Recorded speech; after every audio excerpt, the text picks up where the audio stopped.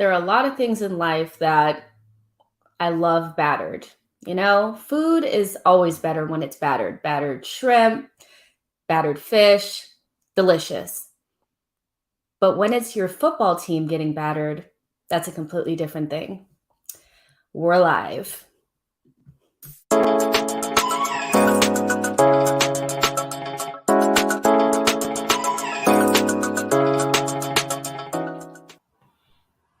Hey guys, welcome to the She Knows Arsenal post-match show for Arsenal versus Liverpool.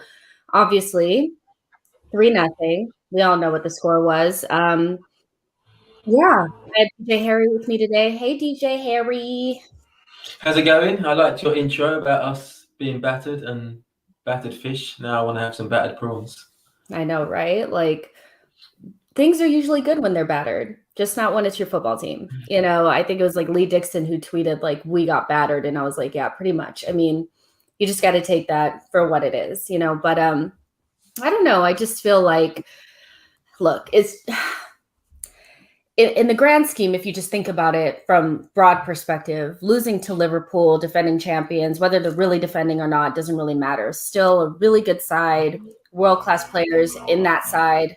Regardless of form, they're a really good team, but when you think about the way that we played, we got kicked off the park. So I think that's what's devastating about it. I think a lot of people were saying, they wanted to see a performance. That's pretty much what I was saying. I wanted to see a performance, and I didn't get that. I don't even know what to call that, but, I kind of likened it to, the days of Arsene Wenger where, we would play against the bigger sides and just kind of capitulate. It kind of reminded me of how we got kicked off the park against Man City, in December before Arteta became a manager. And he came straight in and thought, or started to try to make us harder to beat and more competitive against the top sides. But I think what we're seeing is that maybe that's not important. We need to focus on being able to beat the smaller teams, guarantee those points. And if you lose to Liverpool, you lose to Liverpool. Although it's a good time to play Liverpool, they really needed a game to gain confidence, ahead of their, Champions League games against Real Madrid. And we were the perfect opposition for that because we literally just did not show up. And they looked very, very confident in that game from the very first whistle. Harry, how did you feel about the game just in general? Yeah, I thought it was just average from beginning to end. I thought for what we lacked in endeavour and attitude, we lacked even more in ability. And I know after the game, everyone spoke about it looked like we didn't want it, and it looked like we weren't hungry, and it looked like Klopp was more prepared, which is all true. But ultimately, when you talk about it from a footballing ability perspective, we were just miles off the pace, like miles off. Liverpool outplayed us in every single department. Like Mikel Arteta said, we couldn't string 3 passes together. And when you can't keep the ball for any amount of time, attitude aside, hunger aside, who's your captain aside, Aubameyang haircuts aside, if you can't keep the ball, you are not going to do anything. And you're never going to expose their weaker areas, which are in defence. Their defenders had the easiest 90 minutes of their life. I think there was a stat floating around about Kabak where it was literally 0 tackles or 0 interceptions, 0 everything, because he had nothing to do. Nothing to do. And when he did, when he did have something to do, it was easy for him. Really subdued, poor 90 minutes.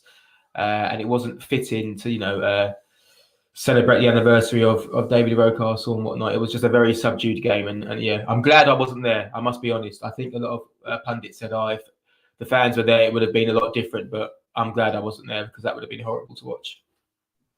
Yeah, for sure. I mean, that's a really good summary. Like, just in general, we didn't even, I really can't think of very many times that we had the ball. And I rewatched the game and it was just like how I remembered. It was them with the ball for the majority of the time. I have the stats here. These are from Scott from the Arsenal Vision podcast. He does really good statistics and shots on goal. They had 16, or shots in general. They had 16. We had 3. They had 7 shots on target. We had 2. Their XG was 2.78. Ours was 0.14. It was just, I mean, pass completion, theirs was 85%, ours was 75%. Possession, they had 64%, we had 35%. So they basically just played us off the park. And I get where your mindset about, did they want it and all that kind of stuff. It's really difficult to verify or justify those types of claims because we're not there. I think just they were just better than us in every single way, as you said. And some of the notes that I wrote down when I rewatched were, that Fabinho and Thiago really bossed the midfield. They really kept Odegaard and Ceballos completely nullified in that game. I noticed that in the beginning of the game that Thomas was really trying to do something in that game, but Thomas is not a one-man midfield type of player. He needs other players around him, and that's a lot of players are like that. Most players are like that. Not everybody is Bruno. I know that's probably what we're thinking and hoping that Thomas is, but there's players like Bruno and there's players like Thomas that need other people around him to make him tick. And that's not to say that he can't hold his own. But when we're talking about playing against Fabinho and Thiago, two world-class midfielders in their own rights, you have to expect that Thomas is going to have very little chance of making an impact in that game alone. He started out really trying to make things happen, but it was difficult. You could tell that the ball progression and key positions, right side of center back and center midfield, will get on to Xhaka. I'll give you an opportunity to praise Xhaka for a minute, but those were key positions that you could just tell without the players that we would usually have in those positions, we were suffering. We opted not to play out of the back, similarly to West Ham. And for any team that wants to play against Arsenal, if you're looking at, what you could do to keep us from hurting you, I would just tell you, if I was any team, Slavia Prague's, coach, press us, make us not want to play out of the back, let us kick it forward, and beat us to every single second ball. Because that's pretty much what it is, right? We don't have a plan B for not being able to pass out of the back. And having players like Aubameyang, Odegaard, Pepe, Ceballos out there that are just not good pressers, they're not combative, they don't really want to get kicked, things like that. It's really difficult, So I have tons of notes here, and we'll obviously get to more of them, but it's just, are we at a point in our season where we can't do anything without Luiz and Xhaka? That's pretty much what it looks like. We could talk about Xhaka first. He was a big miss, in that midfield. When I saw that Ceballos was in the lineup, I immediately, my first thing was cringe, because he's not been reliable all season. I thought this may have been a good opportunity to just get somebody safe out there, like El Neni, keep your position, and let Thomas try to make something happen. Harry, how did you feel about how we coped or did not cope with not having Granit Xhaka in the lineup on Saturday? Well, it seems that recently, when we've had good results or good performances, David Luiz has been pretty integral to that, as has Granit Xhaka. And it might not be noticeable, but just how they pass the ball, how quickly they move it, and just their positioning on the pitch. So, for sure, when you're missing those two players, you are, without doubt, going to be weaker, especially when you don't have the similar player profile to step in. You're right on Granit Xhaka and how much we missed him, and also on Dani Ceballos. I assume Arteta thought, look, and then he's let me down this season, Ceballos has let me down this season. It's a roll of the dice. And maybe he wanted someone who was a little bit more progressive on the ball in Dani Ceballos, which makes me give Arteta a little bit more leeway when we discuss his tactics, because I believe he didn't plan for us to be so negative and to sit so deep. I think when you start Aubameyang, Lacazette, Pepe, Odegaard and Ceballos, I believe, it's with your intention to have the ball and to hurt them. But we couldn't have the ball to hurt them because we couldn't retain possession. And without Granit Xhaka, we are unable to do that. And for every happy man, there is usually a beautiful woman. And for every great rap song, there's probably a wonderful beat to accompany it. And Thomas Partey is wonderful, but he needs a midfield partner and a certain type of midfield partner. And as you mentioned earlier, he's not a player to do it on his own. And a lot of central midfielders like that, they're not necessarily those players that do it on their own, unless they have those individual attributes of like a ball carrying or dribbling. Like, think of a Steven Gerrard. He could pick up the ball and he could drive, he could take a shot. Thomas Partey isn't that player. He's a very like systematic central midfielder who can dominate the game with the right support structure around it. And yeah, love or hate Granit Xhaka, it's not even about that. But we're undoubtedly worse without him in the team. And when you have David Luiz out of the team as well, it's just a double hit because Gabriel is average on the ball. He's inconsistent on the ball. His passing is off. Rob Holding's passing is simple, and that's all it will ever be. He doesn't have the guts to really play pressing passes. He can do it sometimes, but there's always this awkwardness about it. And when we've had some of those great Arsenal goals on back to front, he has played a vital part in that. There's been a few balls out to Bellerin, and Bellerin play it down the line, and we would go on to score. So he can do it, but you just feel like it's not natural to him. And when you're out of form and you haven't played in a long time, you probably don't have that confidence to really relax on the ball. And when Mane is closing you down at 100 miles per hour, it's even harder. So, yeah, we missed those players greatly yesterday. It's sad news that David Luiz is going to be out for a period of time, but hopefully Rob Holding can gain some confidence because he's not a bad defender and he has been good this season.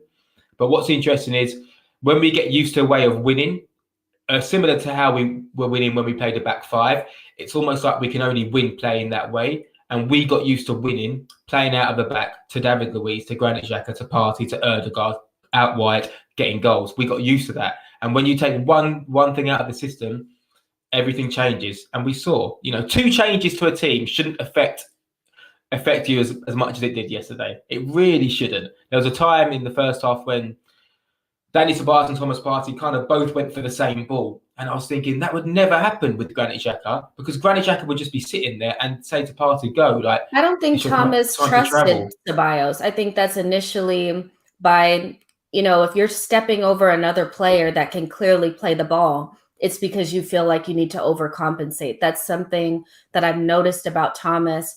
I don't know if he's just not comfortable because the caliber of midfielders or the type of midfielders that we have for Arsenal are not the same as what he had at Atletico.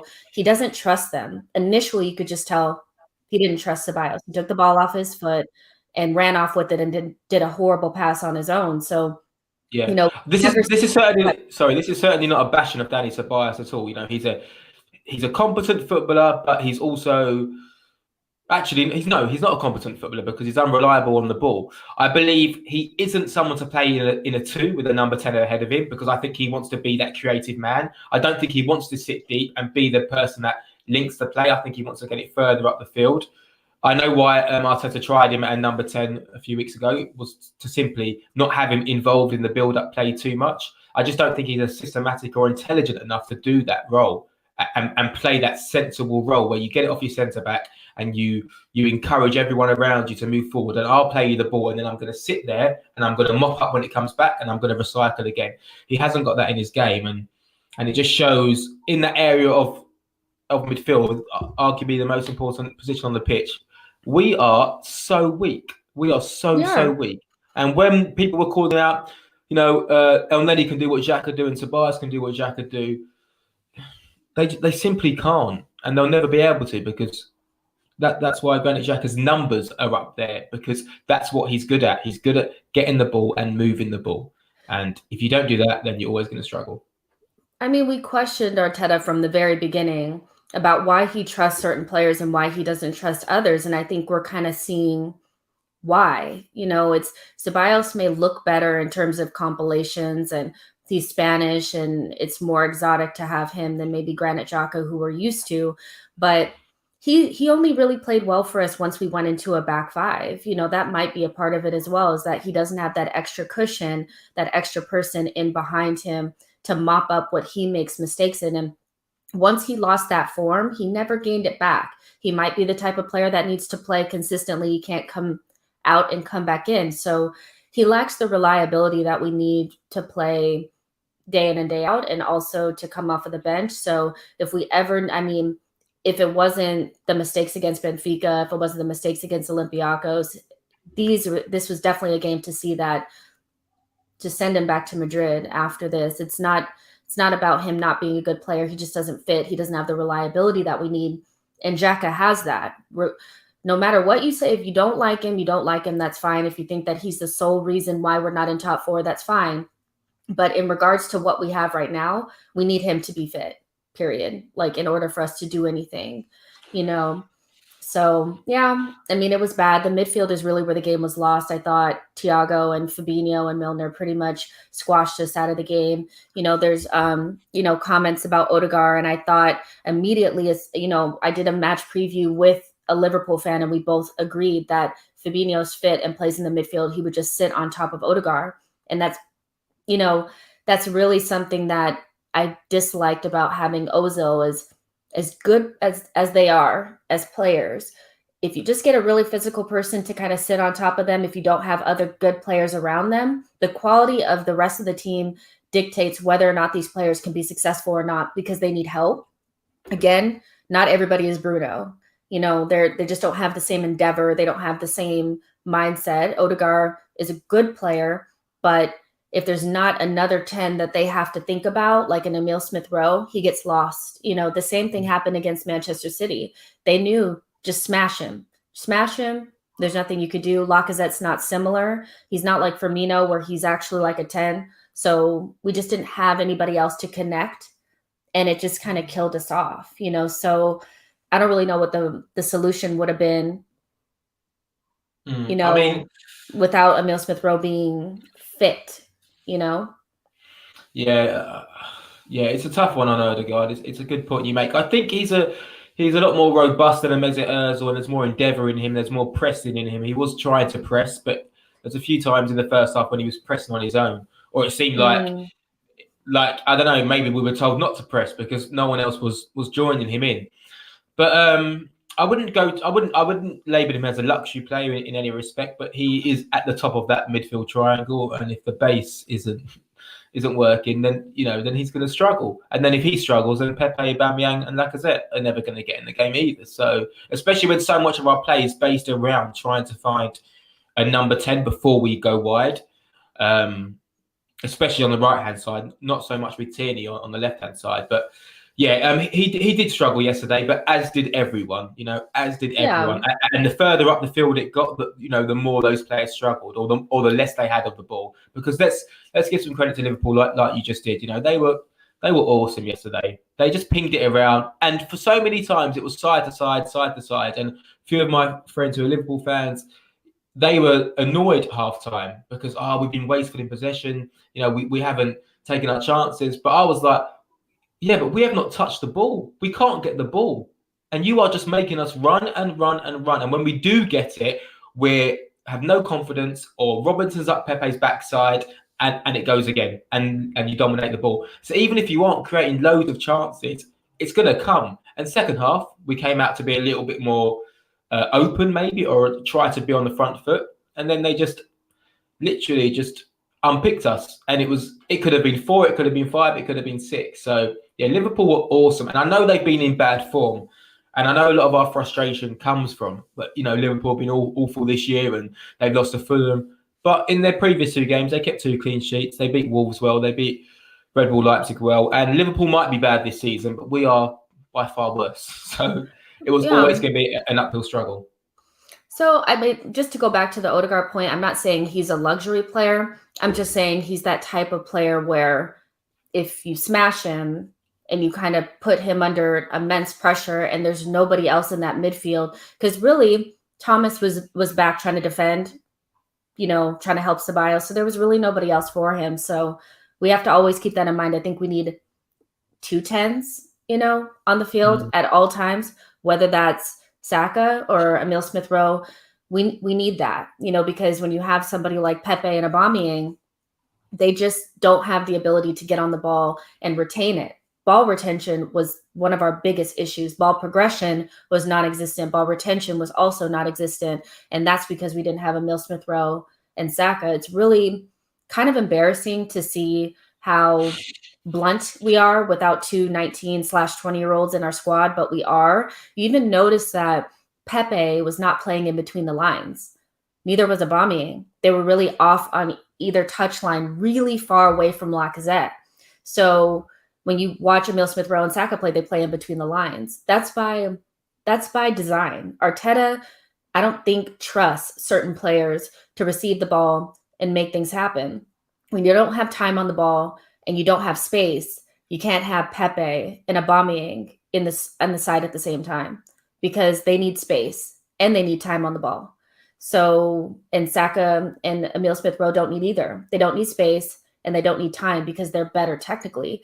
So just not having Xhaka, Luiz, Saka, and Emile Smith-Rowe, that was pretty much like done deal from the very beginning, but I didn't think it was going to be that bad, like where we would never touch the ball. Like it was really, really embarrassing. But yeah, if I know you guys are in the comment section, you're probably like, there's not much to really analyze. There really isn't. When I rewatched the game, there's nothing really to analyze just because we didn't touch the ball. We didn't touch the ball. We saw the weaknesses were really highlighted for us, that if certain people are not available, can't play our game. If we can't play out of the back, we can't build up.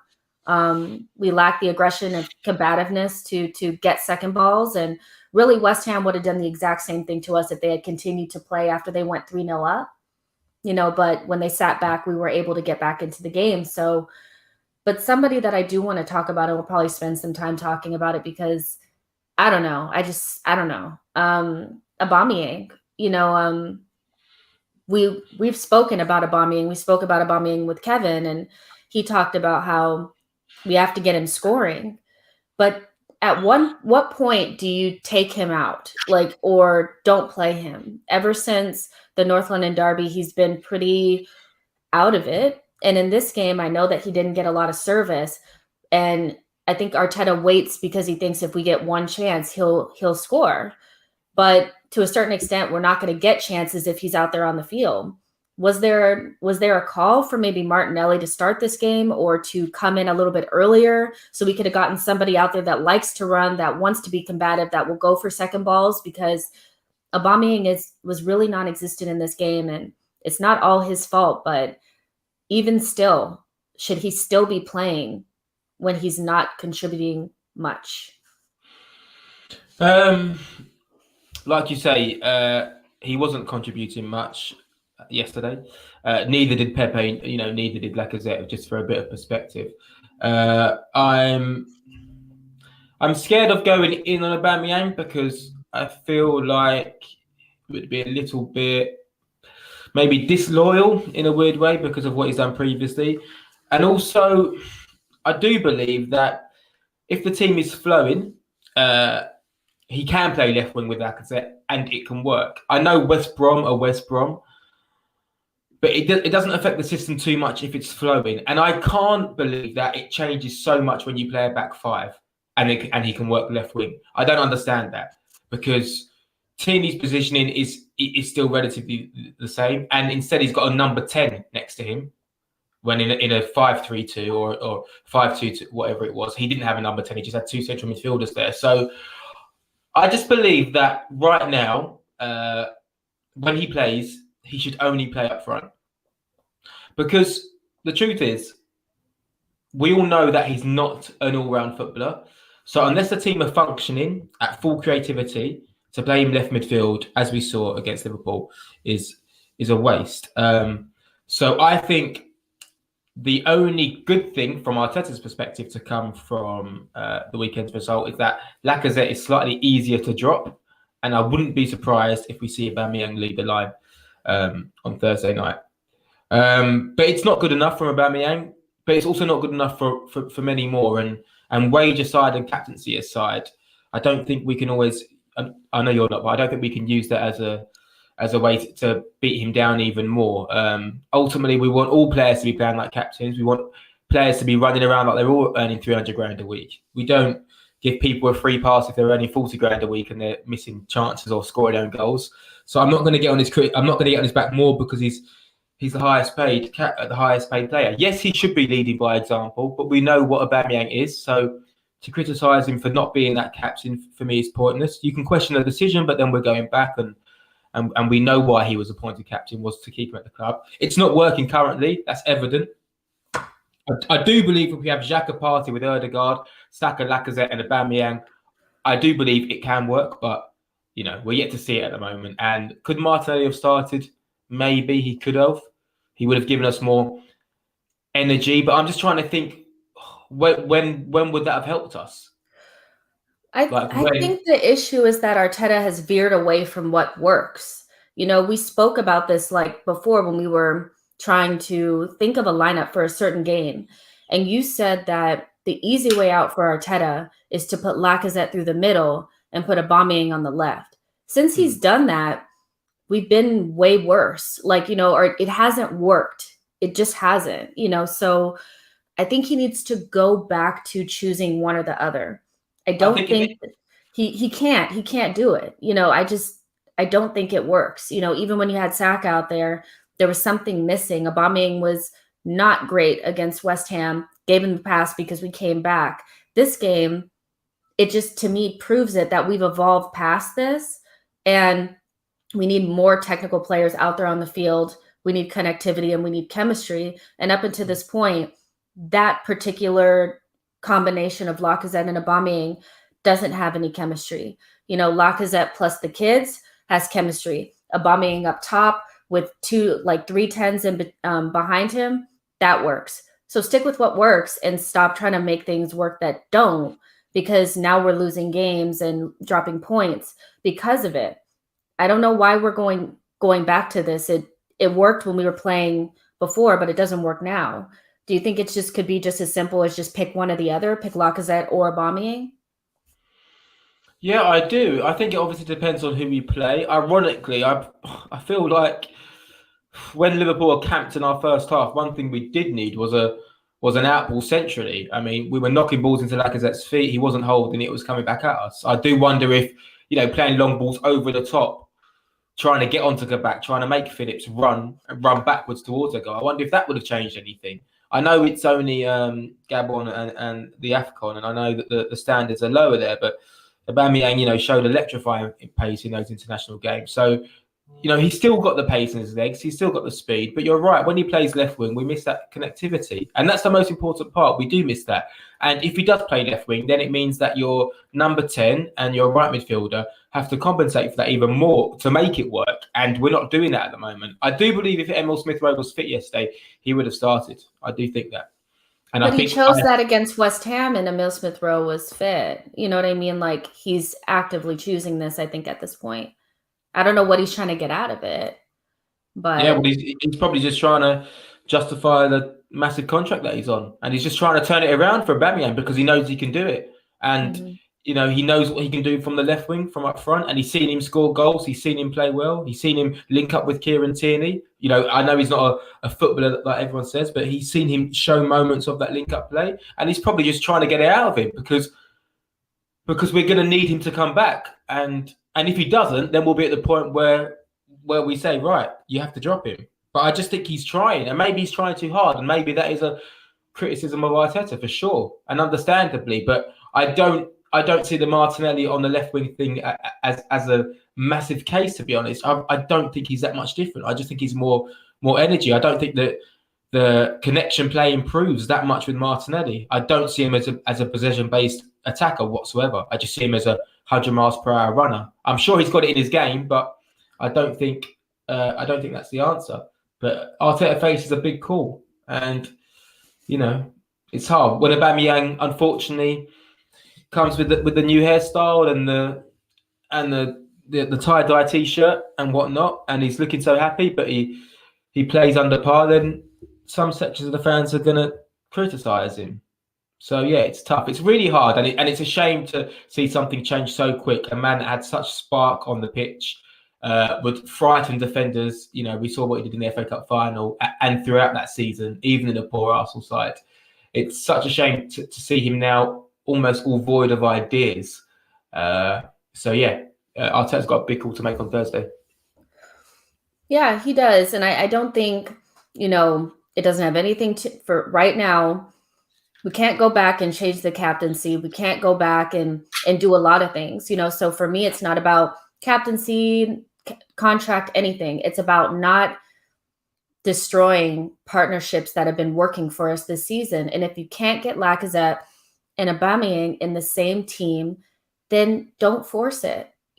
Play what works and make the big decision, because going into the latter ends of this season and seeing him tinker around with something when the answers are pretty right in front of you. If Aubameyang plays, play him center forward, make sure you have 3 10s. If you don't have that, play Lacazette.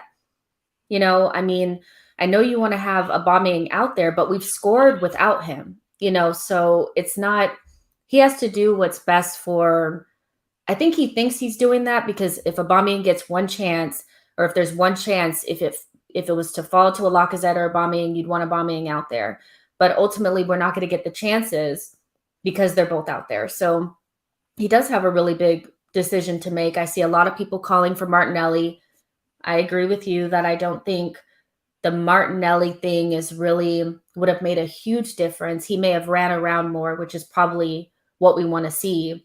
But somebody else was saying in the comment section that, I mean, Aubameyang has never been a run around kind of player anyway. So it's not really about that. It's about the chemistry and the connectivity and getting those things going so that we can make sure that we get through, you know, the Europa League, you know. So just off the top of your head, if we were picking lineups right now, who do you think Arteta would choose to play up front? You know, do you think he'd stick with it? He can't stick with it, I don't think. At least not Aubameyang can't play off. He can't play off of the left anymore, I don't think. Yeah, I don't think he'll stick with it, but I think it depends on the fitness of Emil Smith-Rowe. I know we mentioned the West Ham game previously, but I think Emil Smith-Rowe wasn't fully fit there, and with the Euro 21s coming up, I think Arteta had that in mind. Oh, God, I don't know. But you'd have to say, if Emil Smith-Rowe isn't fit, maybe Pepe will play left, Ødegaard and Saka if Saka's back, and Aubameyang up top. I would play Aubameyang up front in the Europa League.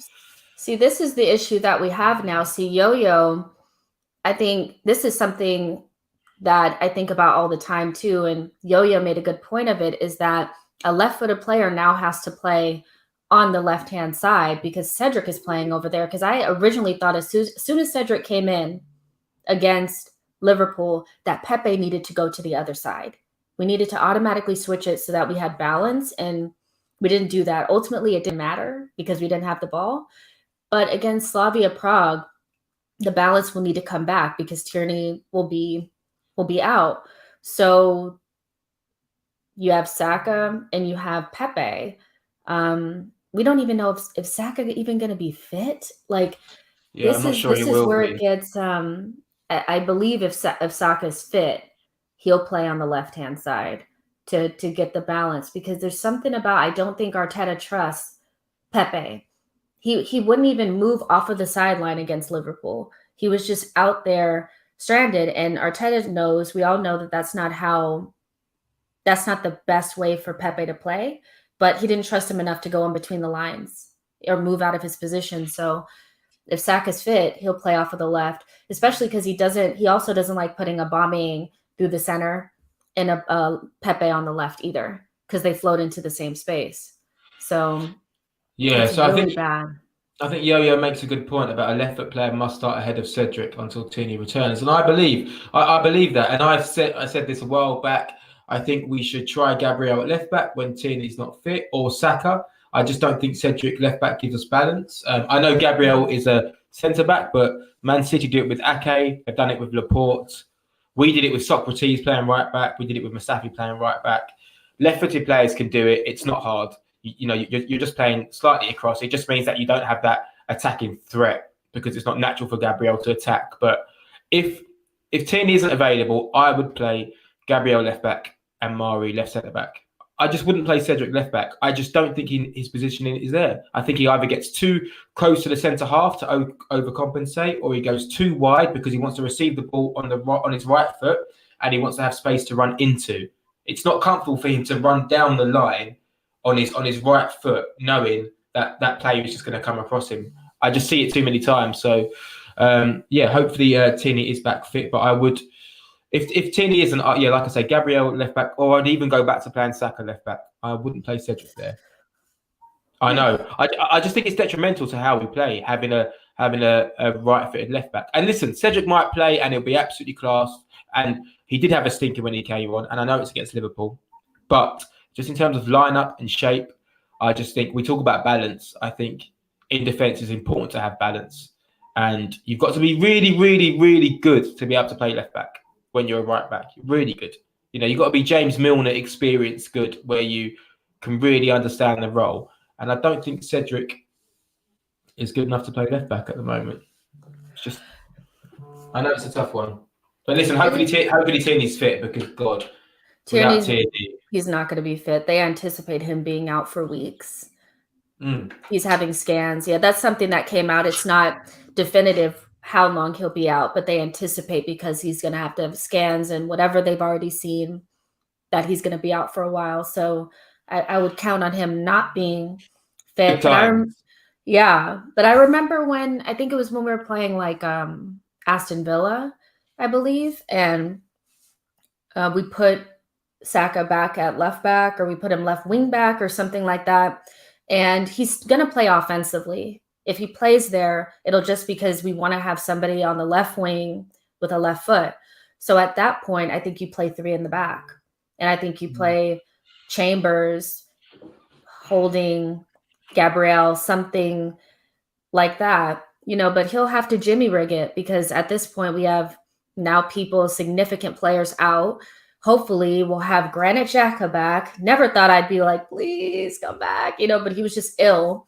So you could play Thomas and him in there, Odegaard, and he has to get the right combination of players in those positions. He has to get it right.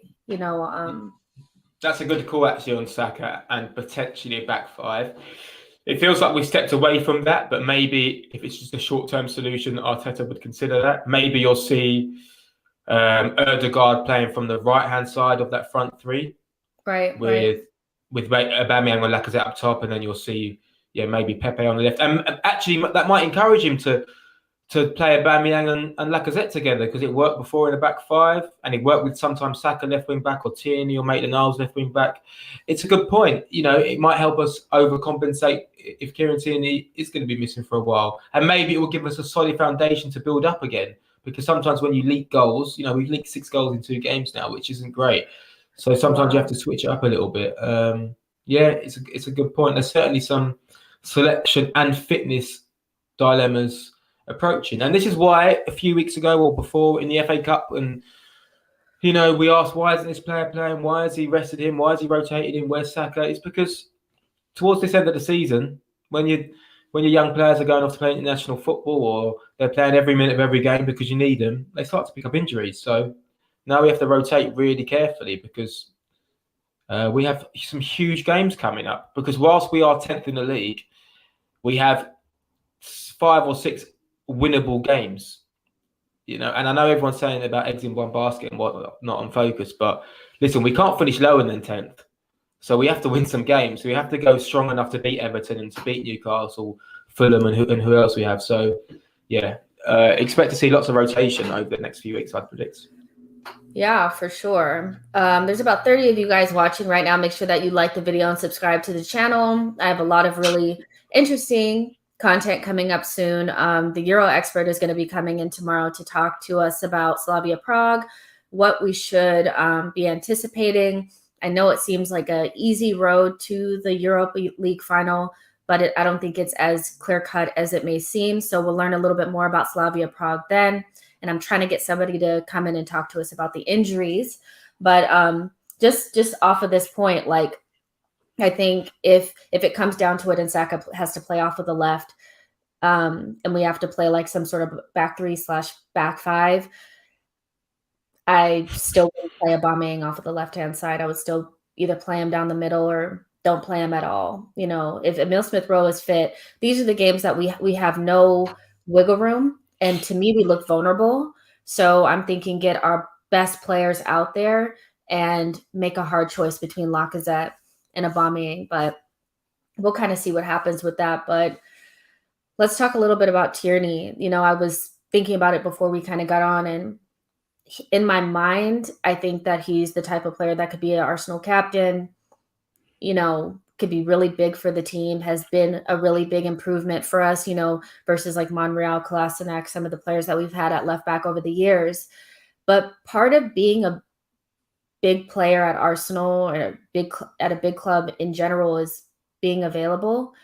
And I'm getting the feeling that Tierney might be, I never wanted to call him this before, but now I'm feeling like he is injury prone.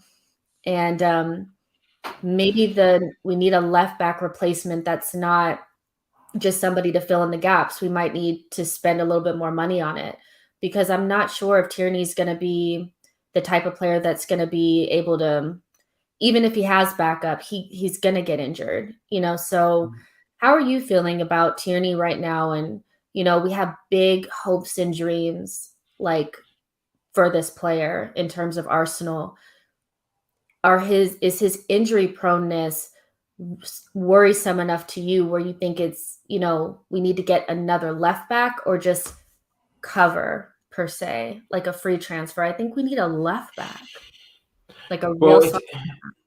It's interesting. Yeah, I was listening to a Kieran Tierney interview he done a few weeks ago, and he said, he always plays at 100%. That's his style. And I was thinking, well, don't always play at 100%. Like, you can sometimes reserve your game slightly. I do wonder if that impact injury was a case of him just not being as quick off the mark when he went into that challenge, or him just being a little bit over fatigued from Scotland. I must say, from Scotland's perspective, I mean, I just think it's a real poor management of a player to play him almost all of those minutes especially against a team against Faroe Islands.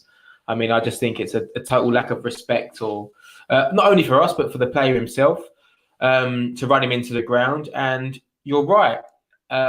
It's something that we have to consider. And only time will tell whether it should be a backup player or someone good enough to push him and challenge him.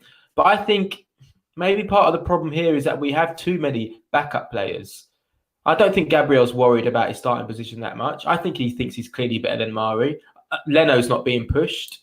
Bellerin wasn't pushed for a while. Granit Xhaka, first name on the team sheet. Thomas Partey, first name on the team sheet. And then he Ceballos, miles off in quality. So I think it'd be good to go get a left back. I'm not saying to go and get someone who is a first team starter for a top 4 team in another league, because then you're going to give yourself a problem. But it'd be good to get someone who can really push Kieran Tierney. Of course, an experienced head like a Ryan Bertrand on a free transfer, I wouldn't be against. But we have to be honest, Kieran Tierney is looking like he's injury prone, because since we've had him, he's missed a hell of a lot of games. So you're only right to assume that. And it's a shame, because he's integral to how we play on the left-hand side, and he's also integral to changing the team's attitude and desire. It seems that he rallies the troops. So the tough task you have is finding a similar left back, because you don't want to bring someone in who just isn't at that quality.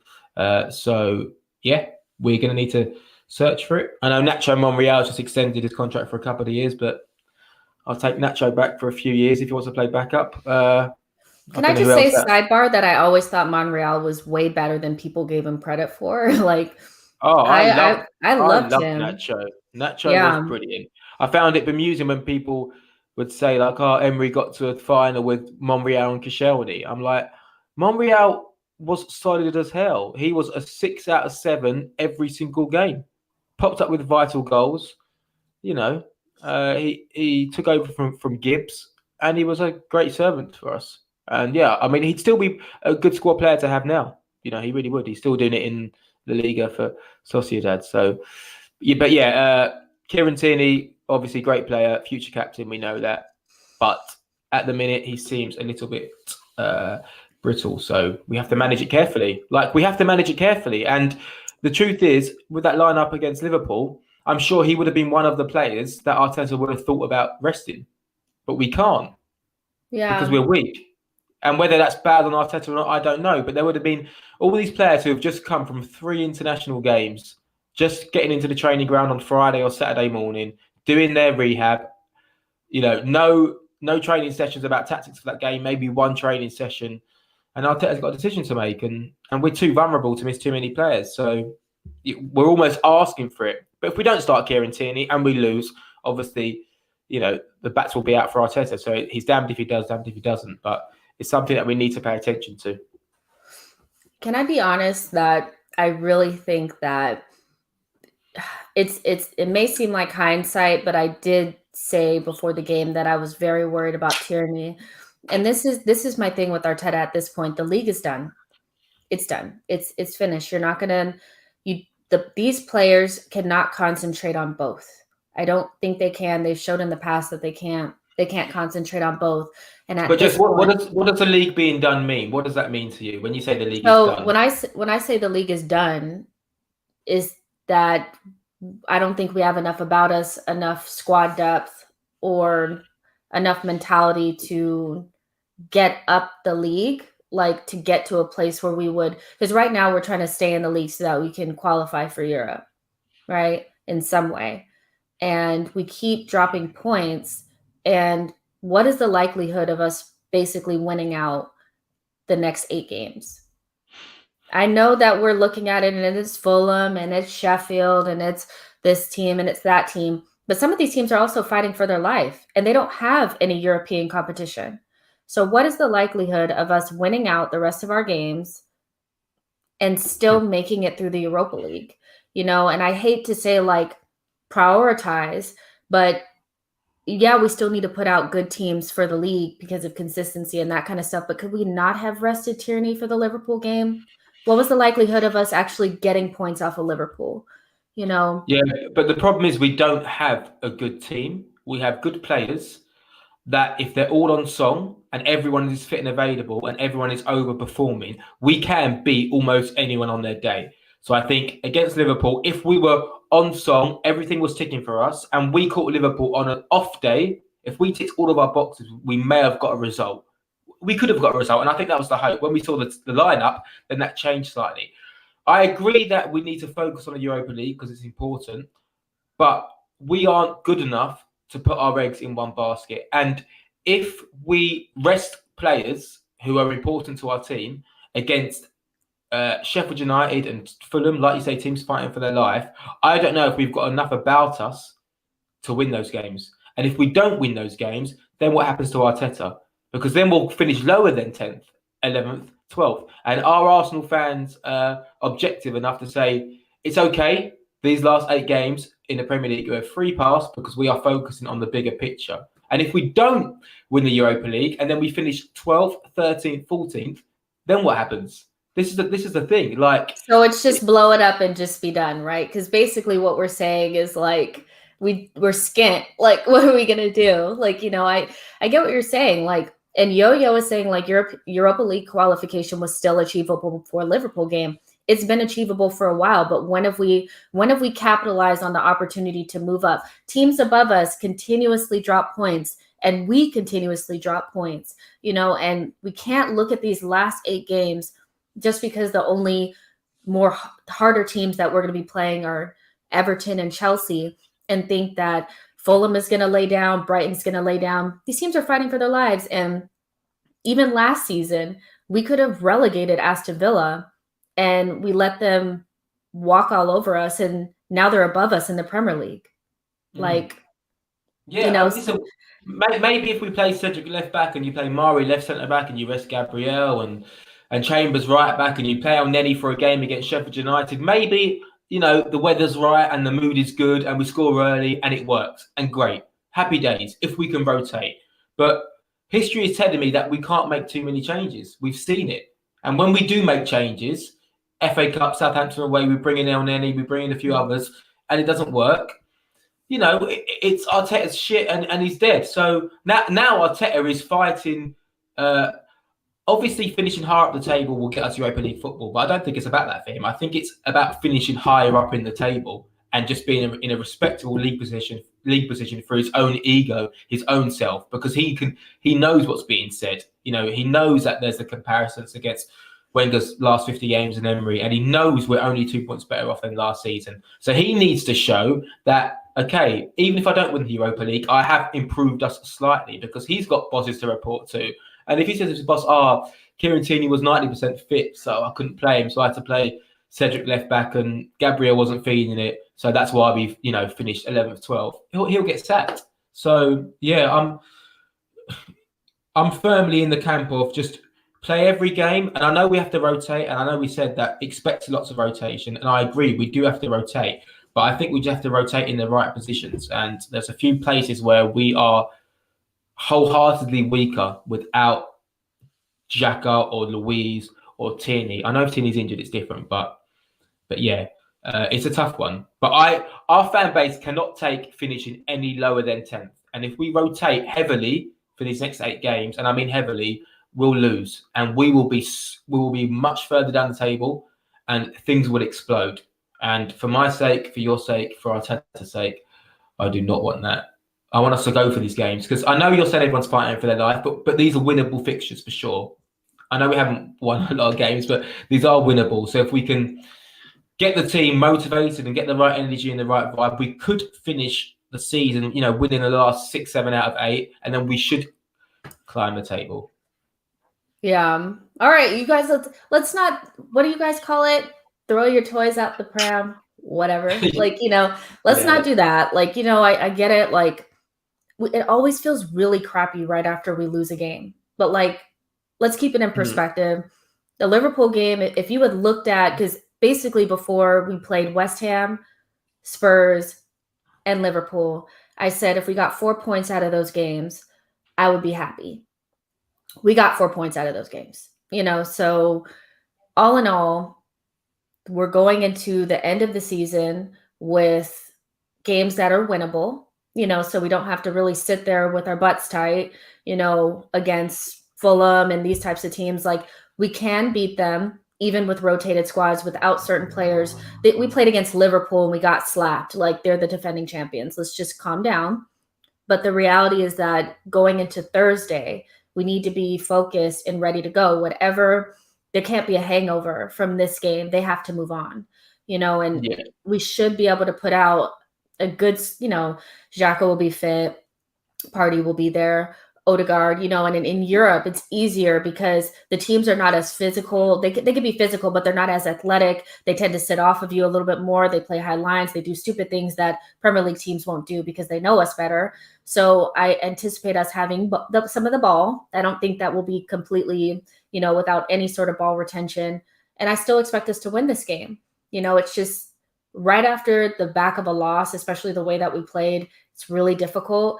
But I think what we need to focus on moving forward for Arsenal, and I was saying this in a thread that I did the other day, is that I think we went into, because we weren't able to do it before, compete with Man City and these types of teams, we would just kind of get played off the park, that seemed like it was really urgent and really important for our team. It's really not. At this point, we need to figure out a way to put space and make a bigger margin between us and the rest. Our goal is to be the best of the rest.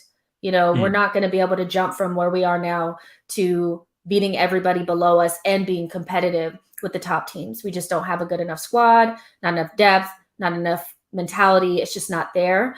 So if we can at least improve the squad, and this doesn't really mean spend hundreds of millions of dollars. This just means get good, solid players that will put space between us and the rest, so we can start by beating Sheffield, beating Fulham, beating Brighton, teams that we should beat. That will feel good. Losing against Liverpool, I mean, it's really, we should lose against Liverpool. You know what I mean? So, and without contradicting myself too much, when we're playing Liverpool's and the Spurs and and Chelsea and whatnot, we need to be at full strength to compete, to win those games. We need to be. We can't afford to rotate. And if we do, we need Liverpool or that team to have an off day and for us to overperform. Against the likes of Sheffield United, then we could rotate. And if El Neni and Ceballos can't win a midfield battle against Norwood and Fleck, then we know what it is. Then we know these players aren't good enough. But hopefully against Sheffield United, to agree with you what you said before, we can rotate a little bit, but we just have to make sure that we do it in the right way. And like you say, we need to make sure that we are beating those teams in and around us and giving ourselves a platform to build on, because it's going to be hard if you beat Prague away and then Sheffield United you lose with a really toothless away performance, and then suddenly you've got to switch it back on for your biggest game of the season. it's not as easy as that. That's why I'm fearful of rotation, because I feel that we'll be more vulnerable to poor results, which will then bleed on to the next game. So it's just now a case of Arteta. Listen, he's in a real hard place. He's in such a tough place because whilst I believe he's got the support and backing of the board, he knows that he is another defeat away from a meltdown. He really is. He is a defeat away from meltdown. And when that meltdown begins with the fans to that extent, obviously the media pick up on it, the narrative of the punditry changes, the interview changes, the questions become, are you worried? Are you fearful? And then everything becomes this big black cloud over you. And it's even harder for players to perform because they can feel it. So big few weeks coming up. And I hope we're here speaking after Thursday night's game or whenever it is, just saying, right, we won, and Aubameyang scored a hat trick, and Granit Xhaka was class, and Rob Holding was looking like Cannavaro, and Chambers was brilliant, and we're like, but hopefully that's the case. You guys, I see in the comment section that you guys are saying, "Oh, I'm falling for the trap of." I know we're not going to win out the rest of our games. What I am saying is that in regards to Liverpool, we don't have the right. I mean, the confidence that we had, I feel like, was mostly based on the fact that Liverpool haven't been good this season, but even them at their worst is still better than us, so losing to them is not like the end of the world. We are going to lose some more games, but I mean, it just is what it is. Let's talk about it when we get there. We may do better than we anticipate. So go ahead and get your questions in. I know that this game didn't really have a lot to analyze, and we're just kind of talking around the edges because, I mean, that was horrendous. But we're going to put it behind us now and talk about some other stuff. So let's start with Dizzy's question. Question for Harry: is the Xhaka Hive still alive? The Xhaka Hive is always alive, even more so after this weekend. I'm glad the world got to see how much we miss him and how important he is. Hopefully he's back soon because, he's integral to how we play. I still think we need to upgrade on him when we can, but we just have to find the right player. And I think slowly but surely, if Arsenal fans can take a step back and forget how upset we got because he threw his shirt on the floor, even though 40,000 people were calling him every name under the sun, if we can forget about that, then we can say this season he's been okay. Minus the Burnley, the mistake and the red card, minus those two mistakes, he's had a decent enough season. And same can be said for David Luiz as well. So hopefully both of those players are back and the Xhaka Hive can continue to grow. And it's only 5 years until a Granit Xhaka testimonial, which is a wonderful, wonderful feeling. So let's keep up the love. Oh my gosh. I was thinking after the game, I was like, this may have been a loss for Arsenal, the greater Arsenal population, but this was a win for Xhaka FC for sure. A big win for Xhaka FC, but very big win. Yeah, for sure. So let's see. Matt G says pound for pound is Pepe Arsenal's worst ever signing. Is he Arsenal's worst ever signing? I would say in terms of value for money, yes. But is he the worst player we've ever signed? No. I mean, I think it's more about the fact that we got duped by Raul than Pepe himself. I don't like this question because I don't want to say Pepe is because I like Pepe, but in terms of value for money, probably I think he was worth about 30 to 40 million max, and we overspent by 30 to 40 million. If those are the true numbers, there's also other fees and things that we don't even know about. We don't know how high that actually went up to. So value for money, I would say yes. What do you think? Would you sell him in the summer, Jess, for say 25 million? I was thinking about this the other day because, the news or, news about we're going to have to sell Saka to do anything in the summer. I thought to myself, there might be some players that we don't really want to sell or that we think have played decently that we may need to get rid of just to make ends meet. And he's one of the players that popped into my head. I think with the emergence of Smith Rowe and, having Odegaard and Saka and these types of players, I think that And honestly, because they bought Willian and we're not going to be able to shift him on, he's low hanging fruit. And if somebody offered me 30 million for Pepe, I'd probably take it. I just, he doesn't have enough end product at this point, I think, and we don't know if it's ever going to come. So because he's not a sure thing, probably. Would you? Yeah, I would. I think we are in need of consistent forwards, and we have too many inconsistent forwards in one of the most important areas on the pitch. We need, I've said it many times, we need these front three to be scoring 15, 20 goals a year. And I know Pepe's been in and out, and I know he's got some good goal contributions, but in many games he's missing big chances, and I just don't see how it can improve, to be honest. I would take the fee. I would maybe consider a year's loan somewhere, get his confidence back up, try and get him back. Because I don't think all is lost on him, but yeah, it's something to definitely consider. Yeah, for sure. Yo-Yo asks, Arteta's work with Sane and Sterling was well noted before his appointment, and the club's forwards have been goal shy this season. Was Arteta's prior coaching exaggerated, or are the forwards mid-table standard?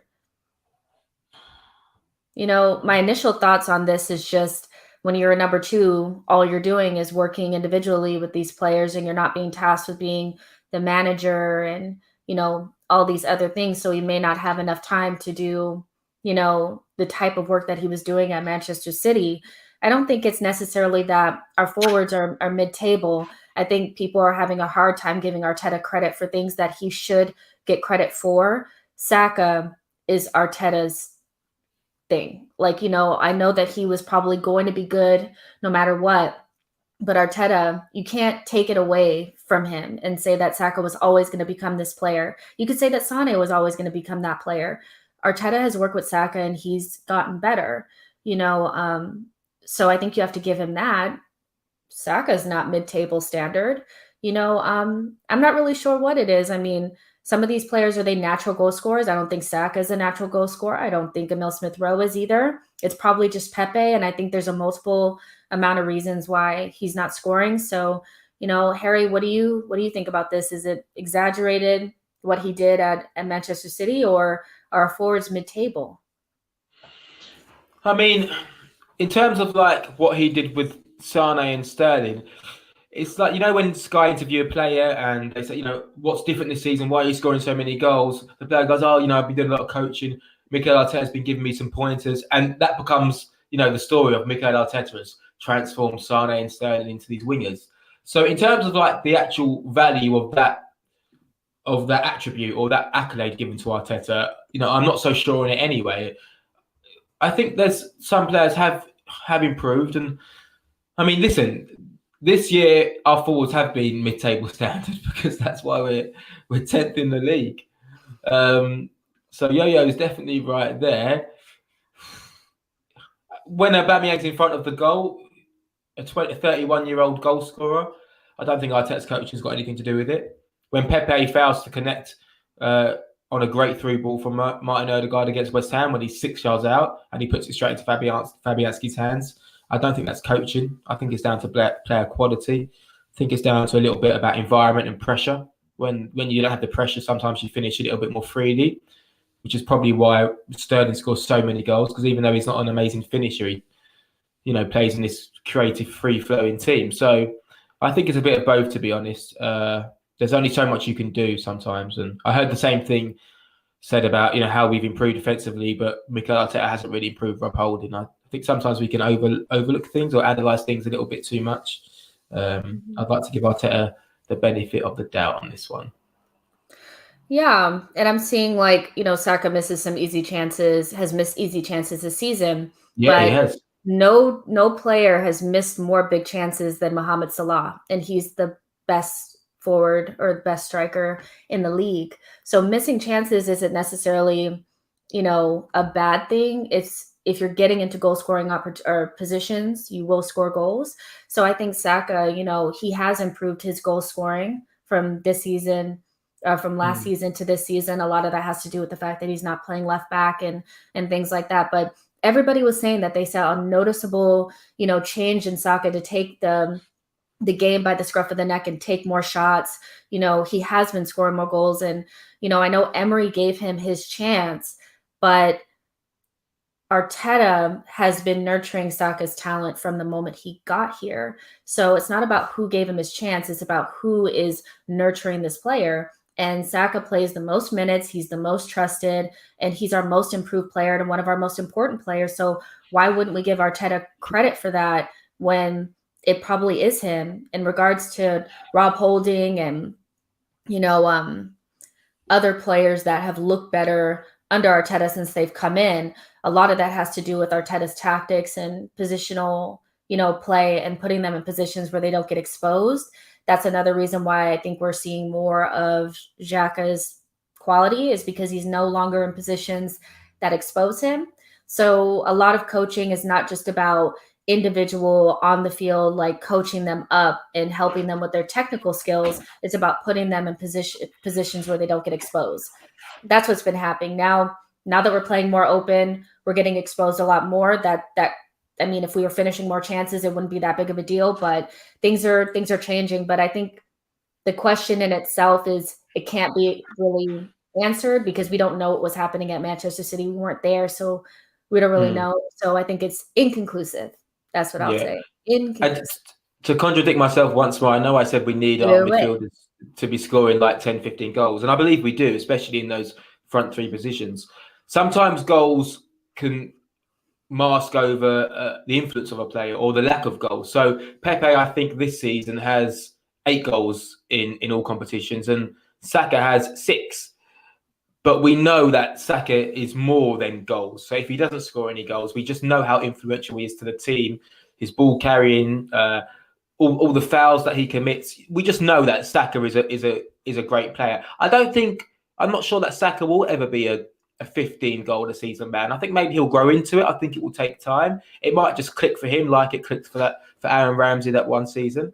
But yeah, I think you can definitely give Arteta some credit on Saka. When you think about Saka's rise, just quickly, last season I think he played right wing against Brighton, which was very new for him in the Arsenal first team, and he struggled a little bit. And then he played centre mid a few times under Arteta, obviously left back, left wing back, left wing. So I think all of that positional changes has improved his ball responsibility so much more and his effectiveness in key areas. So yeah, I think we can definitely give some props to both Emery and Arteta for Saka. Yeah, for sure. Gunnar Glenn asks, are you impressed with Partey or disappointed? Can I start off with this one? Because, I got to set the narrative on this one. I always got to say something about this. And, we were, I don't know, were you on that thread with the gal? I don't know. But, yeah, you guys were doing a show. Honestly, I saw a little bit of the show, but I saw the title and I flipped. I was just like, what? I think you got clickbaited. You got clickbaited, I think. I did. But still, got to set the narrative. I'm like, no. So here's the thing about being impressed or disappointed or whatever. I think Thomas is bringing exactly what we thought he would bring in terms of what he does on the field, if you know what type of player he is, right? So there's 2 things to that. Am I disappointed with the amount of games that he's been able to play? Yes. He was never really injured at Atletico. Now he's been pretty injury prone this season. So am I disappointed with the amount of minutes that he's played? Yes. But going back to knowing what kind of player he is, I think there was a misconception about the type of player that he was. And based on the amount that we paid, we had unrealistic expectations of the player. So he's not a DM. So when you think he's going to be a destroyer, he's not. So when he's getting bypassed and he's not smashing players, I know it may be that's not what you were looking for when you thought you were getting a DM. Also thinking because of the price tag, he's going to have a Bruno-like effect on Arsenal. Again, there are Brunos and there are Thomases. Bruno's the type of player that he's transformative in terms of the type of mentality and the type of player that he is. He's going to put the game or the team on his back and get it going. It's really important to have those types of players in your midfield. Other midfielders need other pieces to click into place for them to really make a huge difference. And that's the type of player that Thomas is. I think that if we give him the time that he needs to adapt to the league, adapt to his teammates, adapt to the system, next season, if we provide him with the right players around him, he'll be great. I think he'll either be good or great for us. I don't think that he'll flop. I think if you've seen what he's done so far, he's a good player. But am I disappointed with the amount of minutes that he's been able to play? Yes. Am I worried about his fitness? Absolutely. Do I think he has more to give and we need to see more? Absolutely. So I hope that answers your question, but I love this guy, and we have a world-class midfielder in our team now, so let's just give him time to adapt. Even Kevin said that when Vieira first came to Arsenal, he wasn't up to the level that he was when we started to love him. So just give him some time. Harry, what do you think? Yeah, I agree. Sometimes we expect so much when you get a player on a huge amount of money, but I just think it's a case of fitness, and because of our desperation, we've had to rush him in a few times, which is when he's pulled up, Spurs away and whatnot. So yeah, I think as we improve, others would improve around him, and I think he'll be a vital part to any success we play in the Europa League and going forward. I think it's a huge signing. And I know he might not have delivered in that sense, but to change the narrative of Arsenal, I think it's a huge signing. To get someone who can, be fighting for the Liga to come to Arsenal when we're in a poorer period still shows that we've got a great pool. And I just think it's great to have someone like him in the central midfield because he's just an absolute unit, and I think that helps as well in terms of just raising the profile of the team and making us feel a little bit meaner. I know he's not that player, but just to know that you've got someone who's 6 foot plus in the middle rather than small 5'7", little ballers. I think it's good to change that dynamic of our team a little bit. So yeah, I think he'll be class. I don't think there's anything to worry about. Yeah, I think the narrative was kind of already, or some people had already made their mind in the summertime that Arsenal needed a creative midfielder and not Thomas. It was, if we have to choose between the two, a lot of people wanted the more creative player. They wanted a Wah, and we ended up with Thomas. So I think that in itself skewed a lot of people's opinions, because if he didn't come in and completely transform the midfield, then it was a flop because we needed the creative midfielder, which we did, but we chose to go with Thomas because you could get another creative midfielder, but there's no other Thomas Partey. Like there's players that are similar, but the level is different, and he's really good, you guys. I promise he will come good if he can stay fit, but again, he needs the right pieces around him. He needs time to adapt. So I'm not really worried about it. You guys let me know in the comment section if you've been impressed or disappointed. Am I impressed? No, because I know what he can do. It is what it is. Here's a good question by BWA Savages says, do you think that loaning out our midfielders has left the squad thin? You want to tackle this one? I guess we're talking about Ainsley Maitland-Niles to a certain extent, Willock, Guendouzi, and Torreira. All my thoughts and prayers going out to Torreira, obviously, because of the passing of his mom, still a part of the Arsenal family, and I hope he's doing well. I don't think it's left us thin numbers-wise. I think 4 is enough. Quality-wise, has it left us thin? I don't know. Is Ainsley Maitland-Niles better than El Neni and Ceballos in central midfield? I don't think he is. Is Joe Willock? I don't think Joe Willock's a central midfielder anyway. I think he's more of a Dele Alli second striker guy. It's an interesting one. I would have liked to have seen Ainsley Maitland-Niles develop into a central midfielder, but anytime Arteta tried it this season, and there was a few games I can't remember exactly, it just didn't work. The concentration levels weren't there. And it's something that we'll find out at the end of the season. If Ainsley Maitland-Niles has a great loan spell at West Brom and Joe Willock has a great loan spell at Newcastle, then it's great for us because they come back and they're more rounded and they've been given a platform to make mistakes and a platform to grow. At Arsenal, we couldn't do that. I don't think we're too thin. No, I just think we're thin on quality. That is where we're thin on, and I don't think those players on loan, minus Guendouzi or Torreira, who I think could probably offer us something. No, sorry, Guendouzi and Torreira I would prefer to have wholeheartedly over Ceballos and El Neni, but I understand why Arteta chose otherwise. Yeah, I agree with that. And I think we have the tendency to look at other players that are not in our team and think the grass is greener and forget how they were with us just a couple months prior. Yeah, Some of these players were playing crap before and then they left, yeah, and all of a sudden, because they're in a different environment. Another thing to take into consideration is that the Arsenal environment over the last maybe 5 years hasn't been great. It's not the type of environment that breeds good results and things like that. And there is a question in here or a comment about how, players, when they come to Arsenal, they seem to get worse. And I think that's because the environment is not great. They don't become crap players overnight. That's not how it works. I don't think it's necessarily the management. I think it's just the pressure and criticism that Arsenal players are under the moment that they sign for the team is something that they probably never experienced. I think about William and the fact that he's been able to be a good player, but pretty inconsistent for Chelsea for the better part of a decade. And nobody says anything because he plays for Chelsea. The moment he becomes an Arsenal player, everything that he does is scrutinized. You would never think that moving from, what is it, West London to North London, is that what it is? Is that where they are? I don't even know where they yeah, are. yeah. Wouldn't be that big of a transition for him. And both are big teams, but the narratives around the teams are so different that when you put the Arsenal shirt on, you become a completely different person. You get scrutinized so much differently. Same with David Luiz. He goes from being a world-class defender that has, a mistake, but he's still quality, to a mistake monster, and all he does is make mistakes.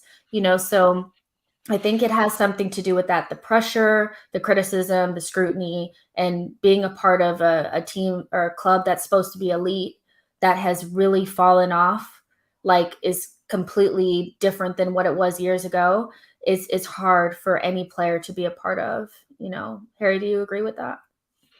Yeah, I agree with so many points, and it's almost a new conversation starter on the environment that we provide to our players as fans, as a club, the abuse we give to our players.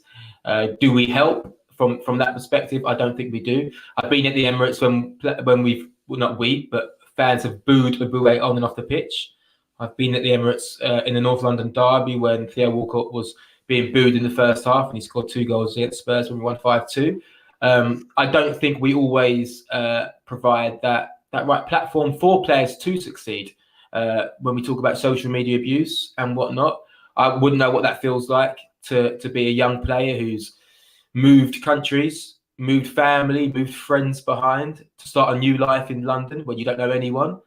You get given the keys to a flat. You have a player liaison who you speak to now and then, but ultimately you're miles away from home. And then you have a bad game, and then you look on your phone and you're being abused racially and whatnot. I couldn't think how bad that feels. So I think it's a really interesting point about when players come to us, do they get worse? And I mean, and there's a serious discussion to be had about that, and it's a fair question. But like you say, playing at Arsenal is not like moving to Watford or Brighton or wherever it is. It's just a whole different game. The light on you shines differently, and everything is magnified, and your social media followers will go up like that, and everything changes. Everything changes, and that first touch is nervous, and that miss becomes harder, and the interviews become harder. I think we underestimate that so much. And you make a great point about David Luiz and the narrative that's given to him, or the opinion that's given to him by people like Jamie Carragher, how he's uncoachable and whatnot. And you hear all this rubbish that some fans might consume, and replay that opinion. And I just think some of the opinions on certain players is just so magnified, for social media to get clipped, so Sky Sports can put it on their Monday Night Football and retweet it a million times. And you see Harry Maguire get away with a red card challenge yesterday, hardly gets mentioned, and it's done. And now Harry Maguire's perception will just be Harry Maguire, not a liability. But if it's David Luiz, he gets a red card and he's a liability. And it's those fine margins that can change everything, how we view a player. So as fans, I think, we've got a responsibility to make sure that we provide a fair an objective platform for these players to perform. So when we get back into the stadiums, and it's going to be hard for us to be positive because we might be in a bad position, but we're being fair to players. So when Lacazette misses a chance, when Pepe misses a chance, we're not getting on their back and abuse. And, we're literally saying, come on, let's go again. Anyway, I know I'm digressing, but you raised such a good point, and it's so interesting about that.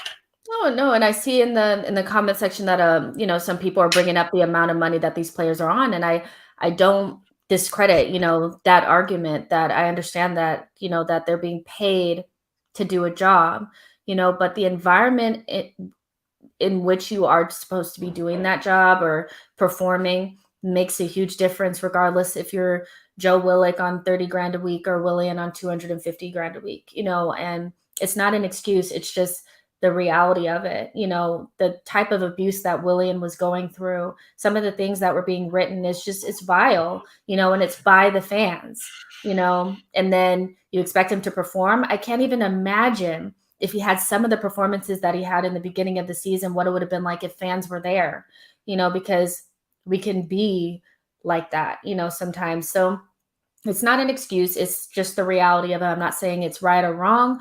I'm just saying that being an Arsenal player is different than being a Chelsea player or a Manchester United player, because the narrative surrounding the club is so different and you can't win. Even if we were good tomorrow, the thing would be what we're supposed to be. We wouldn't be getting accolades. Nobody would be blowing smoke up our ass. Nobody would be talking about us the way that they talk about Manchester United or any of these other teams. The narrative around this club is completely different, so. But that's why players struggle. When you make these big money signings and a player from a lower level club goes to an elite club, that's why they struggle. Go back to Richard Wright, who was meant to replace David Seaman. Francis Jeffers was meant to be the fox in the box. There's examples throughout the decades with great managers, and Arsene Wenger in a team that was at its height. Players came in and they struggled. Jose Antonio Reyes, rest in peace, he struggled. Players struggle. It's not the manager, it's the environment. And just because a player scores 35 goals in France or whatever league, when they come over, everything changes because it's totally different. And some players adapt and some don't. And of course, the manager can be accused of, not helping that player's progression. But sometimes, like you say, it's bigger than that. And one more thing, money aside, for me, the money argument is just irrelevant. It doesn't matter. It doesn't matter. They still feel the same pain. The mental strain heightens, more than anyone. So the money doesn't matter. The pain is just as worse. The torment they put through their body is just as worse. To mention money as almost a reason to accept anything is just dead for me. For sure. This is a good topic, I think. I talk about this a lot. King Sate Gambian Gunnar says, do you agree that if we're going to sign Aubameyang to a big contract and you have to build the team to his strengths, and Arsenal have failed to do that, same can be said about Pepe? Can we go a little bit further back than just those two players and spending 35 million on Granit Xhaka, knowing that he needs a athletic box-to-box midfielder to play next to him for him to be successful, and failing to do so? And then after 5 years, finally getting that player and acting like you're shocked that he looks like a different player. Can you imagine that? It's not just Aubameyang, it's not just Pepe. It's the lack of squad building and planning around getting players has been horrific at this club. It's a real issue, I think, because you don't protect your assets, you don't protect your investments when you don't give them an environment to be good. And certain players have to have certain things around them to thrive. Aubameyang is one of those. He cannot play off of the left without a certain amount of players, or the certain types of profiles. And the same thing when he plays down the middle. I think we should have taken that into consideration. And starting the season after signing Aubameyang to a huge contract without a creative midfielder was a mistake, because you made it painfully obvious that you were not concerned about him getting the ball, and we were not creating enough chances. The difference in Arsenal with a 10 and without one, before Boxing Day and after Boxing Day is it's shocking, but it's not at the same time. We weren't creating chances because we didn't have a creative player at all, so I do think it's a problem. And not to be speculative and not to feel like I know something about Aubameyang, because of course I don't. But I always thought in the back of my head that maybe some of his poor form was disappointment at the fact that Arsenal didn't bring in somebody for him to play with or to get him the ball, knowing that Ozil wasn't going to be a part of the squad. The man was in an interview talking about signing a wall.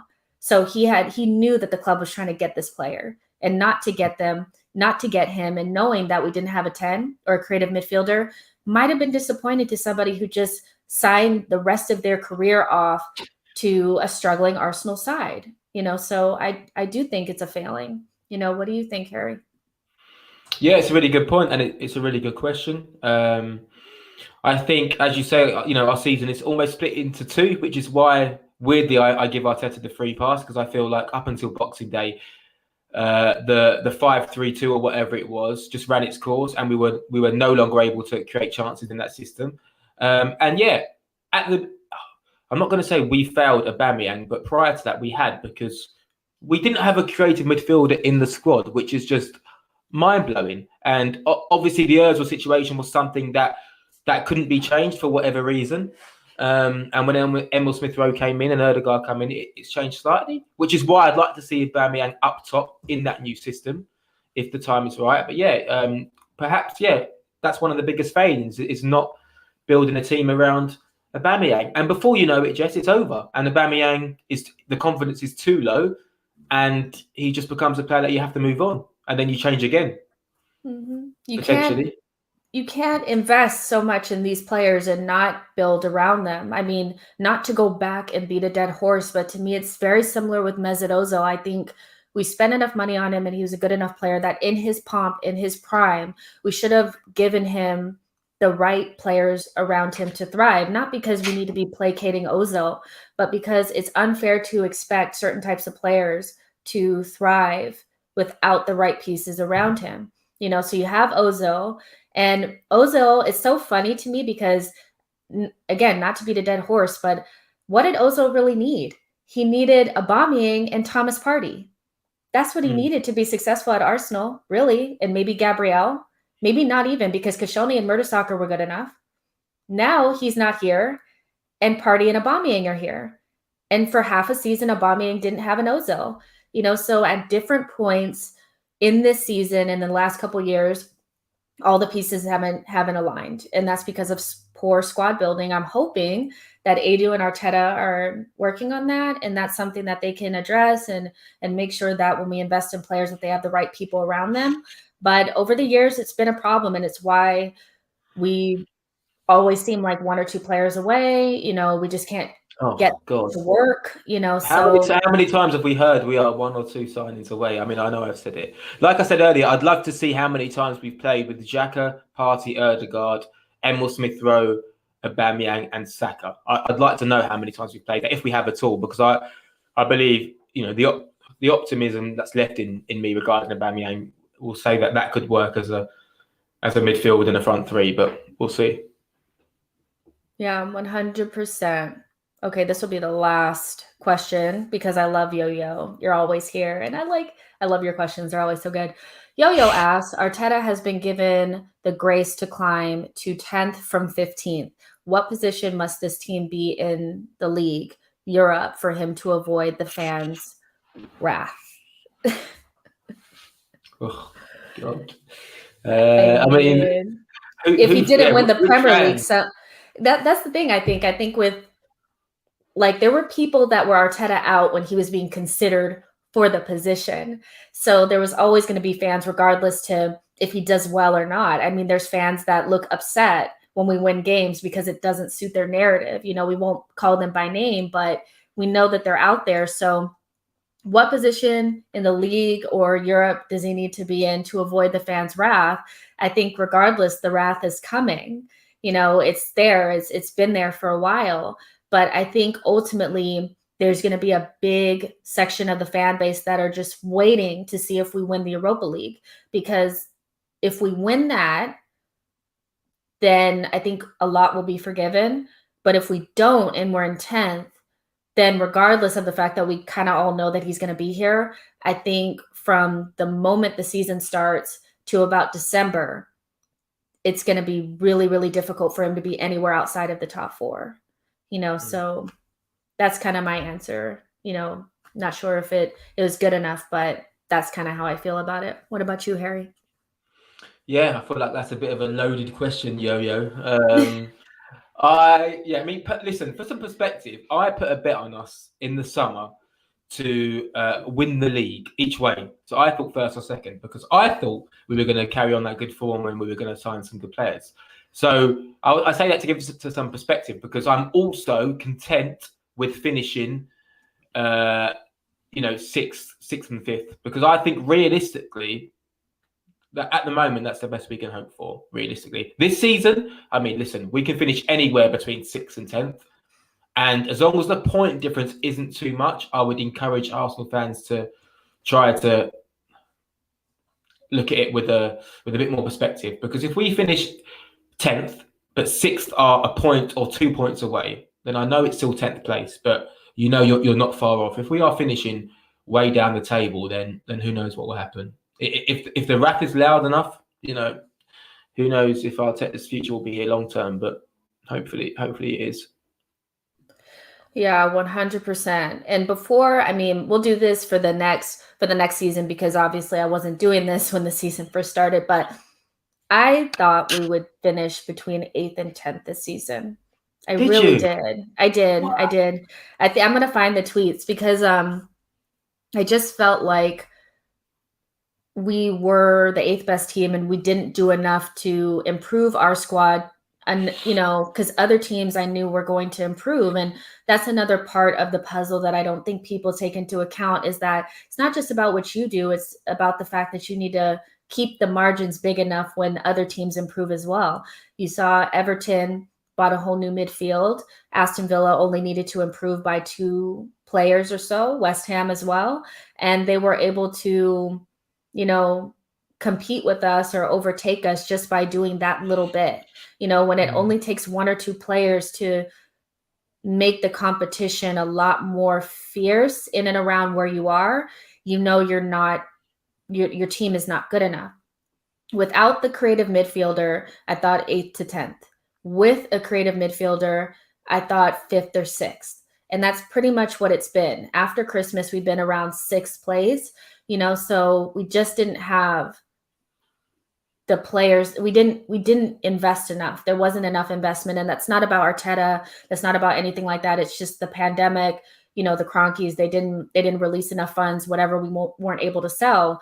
But this summer is going to be so much more difficult, I think, just because if we don't have Europe, the attraction level is going to be different.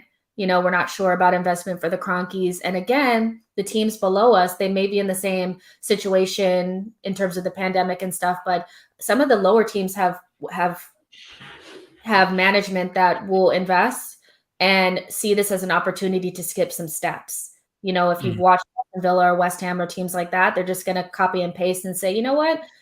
I mean, Brighton is, if they're able to escape relegation, they're a striker away from really being somewhere around 8th.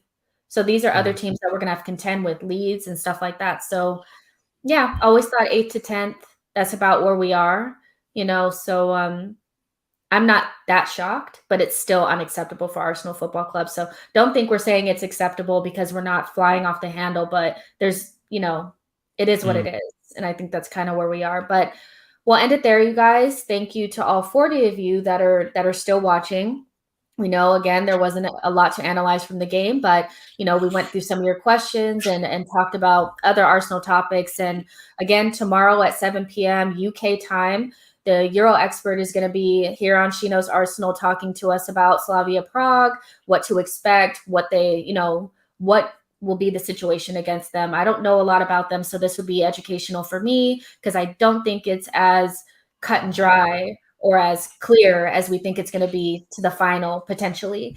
So make sure that you guys like the video and subscribe to the channel. You can follow DJ Harry at It's DJ Harry. He's there. What are you, the president of the Jaka fan club? So if you want to join, how much are the dues this year for that? How much do you have to pay to get admission into the Jaka fan club? It's £100 a year, but you receive a free Granit Xhaka poster and a bit of his hair as well. So it's definitely worth the investment. Well, you guys heard it there. That's how you guys are going to join the fan club. Yep. Like the video, subscribe to the channel, and I'll see you guys tomorrow at 7 p.m. UK time. Bye, guys.